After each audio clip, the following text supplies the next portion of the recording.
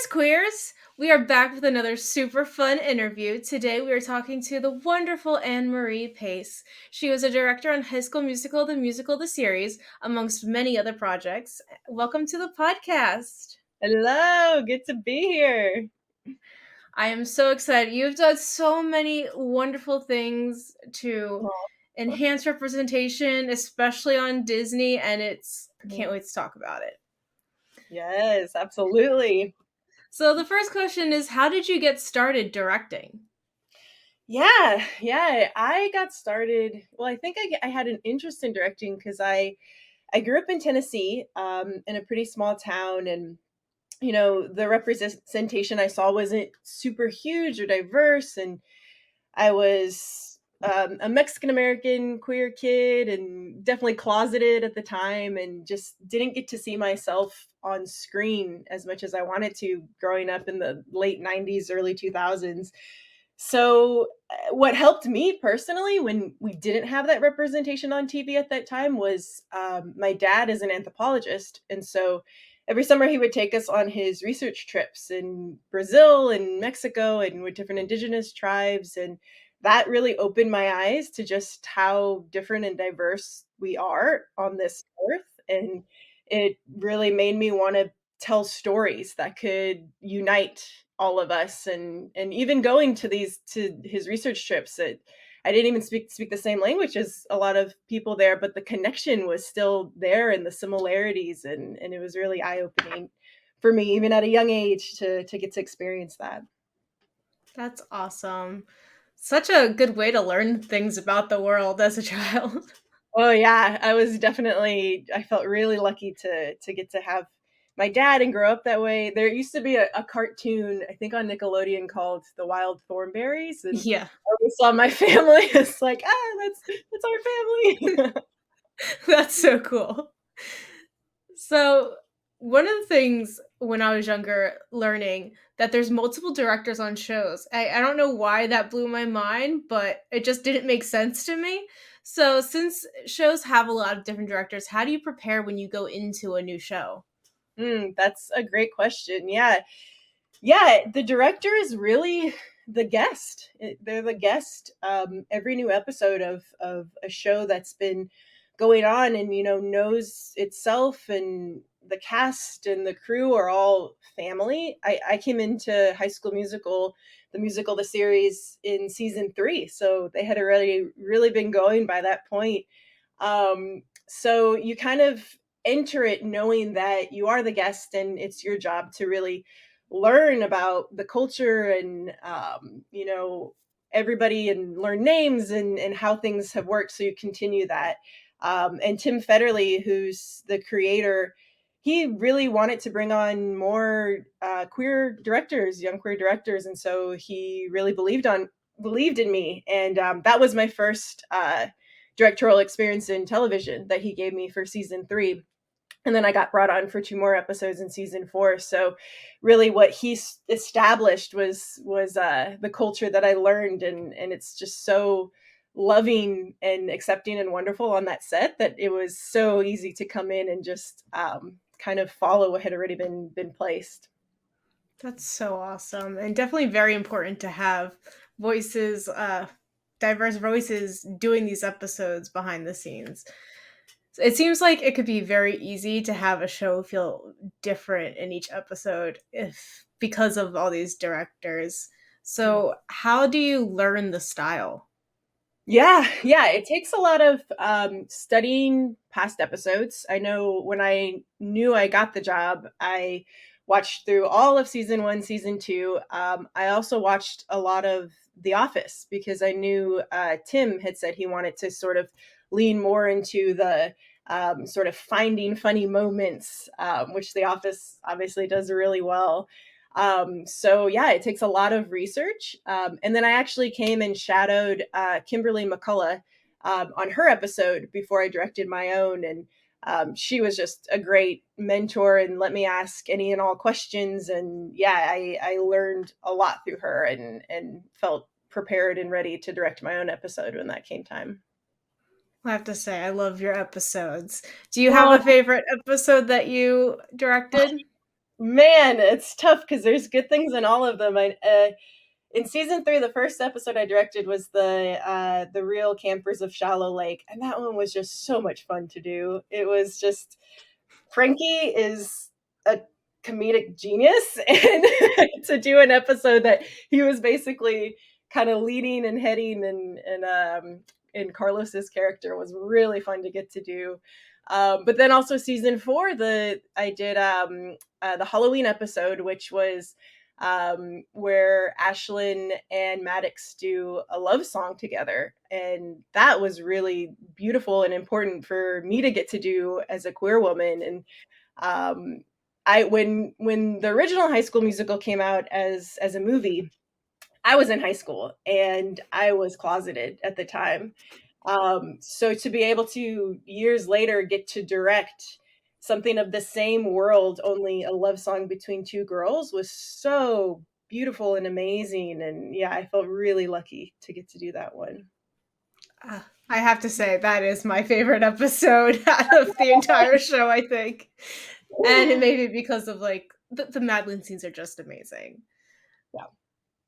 Yeah. So they're just so cute and well done and such a pivotal moment in their relationship arc. How do you figure out how to capture that emotion while directing? Yeah. Well, that was one of the things that, Tim really trusted me in doing, of telling it through the perspective of a queer woman, of this storyline and this love song between the two of them. And something that I really wanted to do and bring to that song is authenticity. And it's one of the songs where we don't go into any sort of magical fantasy sequences, because the love of these two girls together is enough magic as it is, and just the reality of what it is. So we let it just live and breathe in that moment. And a lot of that song we actually recorded live on set. So normally you'll record on set, but then you'll have a track that you put in the edit. It's like studio produced. But in the scene, in the episode, that was them singing live together. And it just, even in the studio, like their voices just echoed and harmonized so well. We were just like, wow, this is a beautiful moment. Of course it was live. I mean, they're amazing. Yeah. I do have a very random question about that episode. Mhm. Was Ashlyn's piano battery operated? Because it wasn't plugged in and that was messing with my brain. So we didn't have it actually playing, because if you record any sounds, you can't layer it in the edit. So we had to have it clean. But Julia is so capable of just going right into it. And a lot of those moments she would just go and play on her own. And in between shots, she would like play the piano, and then everyone would karaoke together. And so she definitely can hop right into anything and play beautiful music. But just for the sake of filming, we kept it off. Okay. That was a good catch. Yeah, we didn't have. So it is supposed to be plugged in. Yeah. But a lot of our shots we did that scene on a Steadicam. And so any extra wires exposed, whatever else, anything that could be dangerous for the camera person, we take it out. So yeah. I mean, it also wouldn't work because Maddox has to go around the piano and it'd just be like stepping over wires, and it's fair. Totally. Just curious. Totally. So I saw a video that you posted on social media of the filming in the rain, which is basically just a huge rain tower, I'm assuming, unless you can control the rain. What is it like having to use rain in a scene? Because it looked very cold. Yeah, that just goes to show how professional Joshua Bassett and Sophia Wiley are, because it was freezing. We were filming in Salt Lake City in October. By the end, I think either that day or the next day it snowed. So it was very, very cold. Luckily, we worked with the rain operator to make sure that the rain had at least some heat in it. It was heated. But by the time it falls on you, it's still cold, and then the environment's still cold. So yeah, the two of them did that very cold, and right after we hit cut, we wrapped them in blankets and towels and all that. But no, the two of them, they're just such great sports, and they work so well together. So they just had so much fun with it and really enjoyed that moment, and we're ready for take after take of getting wet in the rain. How long did that take to film? It was a lot of prep. And Okay. then the actual shooting of it, we did, I think, 3 takes. 3 or 4 takes was the most we did. But I had like mapped it out, exact like camera positions, and shared with the camera operator. And then I sat down with Joshua and Sophia and kind of showed them what they'd be doing where, so they had like a good idea of what was happening. And then yeah, so going into it, everyone knew what they were doing. So the moment that we called action and the rain came down, we went for it. Okay, so they didn't have to spend it too soaked, like too Right, long. right. It was those takes, and then they got to drop, and we did it towards the end of the day, so they wouldn't have to be, cold. So yeah. Something else that I saw, which I think is a wonderful, is that you are part of the first season of Disney Launchpad. Can you tell us a little bit about what that experience was like? Yeah, Disney Launchpad was fantastic. It is a program that's designed to give diverse writer and directors an opportunity to make a short film that premieres on Disney Plus. It's like in a group of shorts. Pixar did it with animated shorts. They have like a group of animated shorts that they do every year.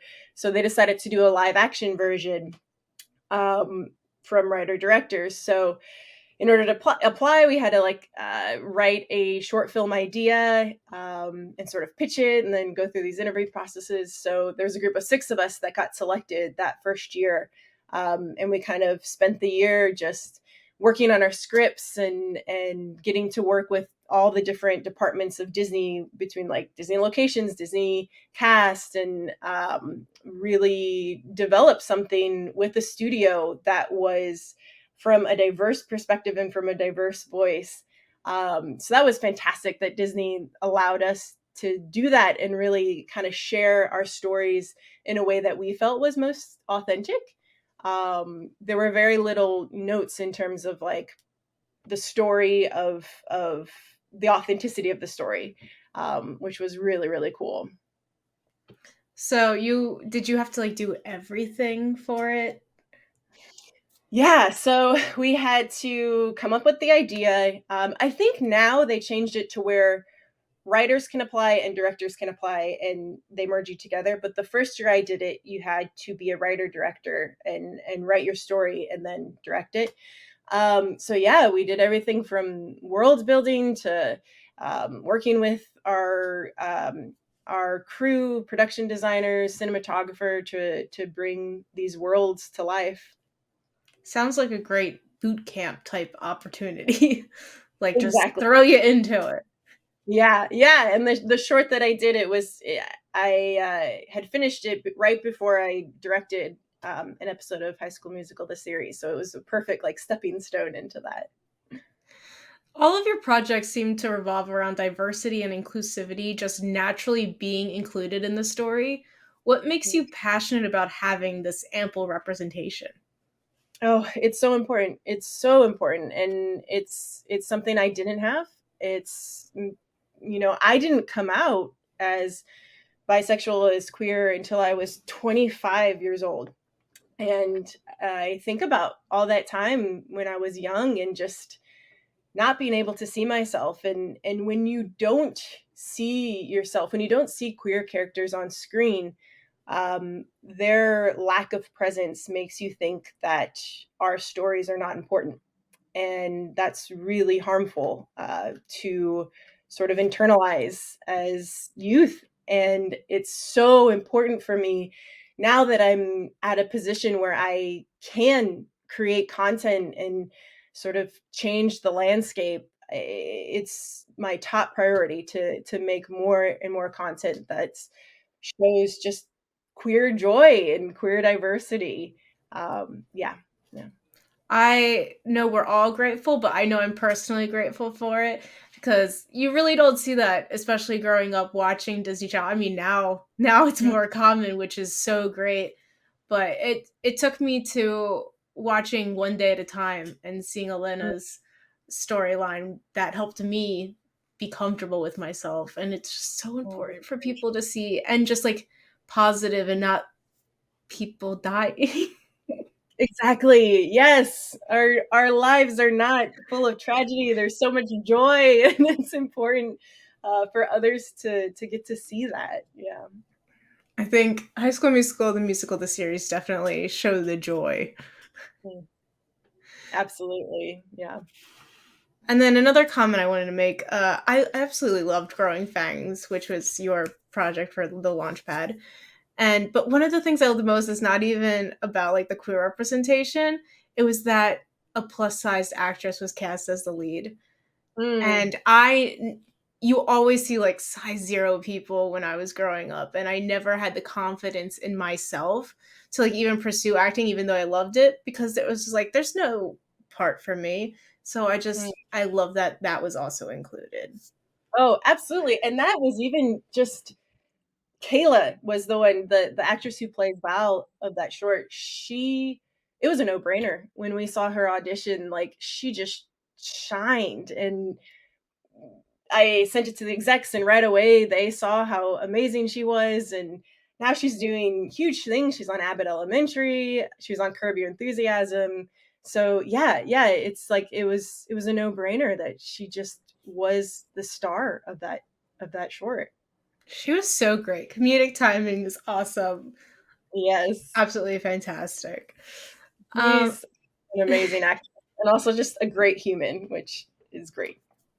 In another win for the queers, you also directed Disney Plus's first This Is Me Pride Celebration spectacular that Yes. featured a few people we've talked about on this podcast, including Joe Serafini, Frankie Rodriguez, Alex Newell, and Haley Kiyoko. What was that like?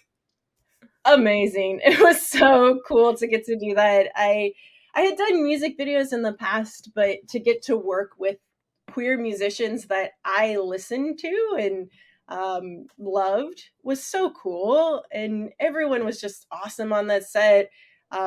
Haley was really just cool and casual to work with. And it's just always great to get to see people that you admire and just see that they're awesome people in real life.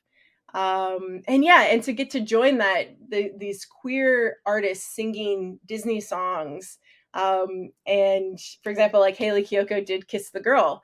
But obviously it was a queer, she didn't change the pronoun, it was the girl still. And to get to sort of see these stories that we grew up with through a queer lens is really healing, and just furthers, the idea that queer love is wholesome love, and it's a message that I think needs to be spread more and more. That's amazing. I love everything that you're doing, especially like because Disney definitely needs this going in the oh my gosh, hold on. Disney needs a step in the right direction, and you are definitely helping them take that. And I just love everything you're doing. No, I appreciate that. Yeah. So not only are you a director, but like we talked about a little bit before, you're also a writer, and you Yes. are writing the screenplay adaptation of the book Her Name in the Sky. Can you Yeah. talk about that project a little bit? Oh, I'm so excited about this project. This book, it's a book about a girl growing up in Baton Rouge in Louisiana, in Catholic high school, and she falls in love with her best friend Baker, realizes she's queer, and is sort of internally trying to figure out what that means to be both queer and Catholic. And when I read this book, it just hit me in such a personal way. I went to Catholic school. I also had been, struggling with what it means to be both. And this book sort of spoke to me in a way that presented that in a whole new light. So I reached out to the author of the book, Kelly Quindlen, And the two of us ended up talking, and somebody else was actually pitching for her book rights. And so I came in at a good time because I also had a pitch. So we had multiple pitches for these book rights. But I think the fact that it was something I had so personally experienced and connected with, that Kelly felt that it was the right person to tell the story. So yeah, we're working on the script right now, and it's been one of the most fulfilling things to get to really break this story, and I'm so excited for hopefully one day when the film can be released. How do you approach turning a book into a film script? Yeah. This was my first adaptation of book to script, and it's been such an exciting and interesting challenge. The good thing is, a lot of times when you have a writer adapting a book, you don't work super close with the author. Like, you kind of like, okay, now it's movie mindset, so we're just going to do movie. But the fact that Kelly and I had both experienced this story so personally, and it was a very personal story for her, obviously fictional characters, but something that she had gone through. The two of us working together has been really poignant and powerful with figuring this story out. So that's just been a gift to be able to call the author and be like, okay, what do you think about this? Or I'm thinking about this. Do you think that's true to the characters? Yeah, it's been a great tool to have. That's really cool. Our podcast just covered Red, White, and Royal Blue, which is also a adaptation of a book, and we talked about how similar and the differences of the film to the book. So, how do you figure out what needs to stay and what to leave behind and not put in a script? Yeah, that's definitely one of the hardest parts about it, because even as a writer director coming into this with a film set mind, I fell in love with the book. So I want to put everything in the book in the movie, but then we'd have like a 4 or 5 hour movie, so that's not possible. So you really do We'd have watch to. it. Yeah. Yeah, we'll do an extended version. But no, you do have to pick and choose to make sure you're making the best decisions for a movie that's going to move forward and engage audiences, and hopefully engage even more than just the fan base it's attracted with the book, like to really spread this message out to a wide audience. So yeah, you have to pick and choose, but it's also exciting because no matter what, even with picking and choosing, if you keep the heart of the story true, it's really cool to see how a different interpretation of the same story can be just as powerful and just as, like it's almost like magical to see a good story is a good story, and it can be told in so many different ways, and that's cool to see. I can't wait. uh, my last question is there a story that you hope that you get to tell one day? Oh, so many. There's so many. Yeah, it's really important to me to um tell more queer stories that can play on family and children content to show that our lives are wholesome. I think a lot of times the argument you get from people is like, oh, they don't sexualize our kids, but my response to that is like, why are you sexualizing us? Like, that's not what's happening. Like, my relationship with my wife, most of the time we're just on the couch watching Netflix and matching pajamas with our two chihuahuas. Like, that's as PG as you can get. So it's important for me to show um, how wholesome queer love is. And also just queer joy. Like, I want to do more rom-coms. I want to do a queer wedding film with two women. I want to do a queer, what it's like to have children between two women. I think these stories, like, they have so much uh, humanness to them, and relatability, and joy and humor, that I think, yeah, there's a lot of stories I'm very excited to tell. So basically, all the things that the straight people have been getting, let's give it to the queers. Yeah, it's time. It's a long past time. We have a lot of catching up to do from the film industry being around for over 100 years, and only these last couple of years have we really seen queer representation start to grow. So a lot of catching up. Yeah. And you brought up that people like sexualize it and don't want it in media because of that. Then those people are the same ones who will ask like a kindergartner, "Do you have a boyfriend or girlfriend yet?" Exactly. That's It's exactly true. That's what's weird. Yeah. Yeah.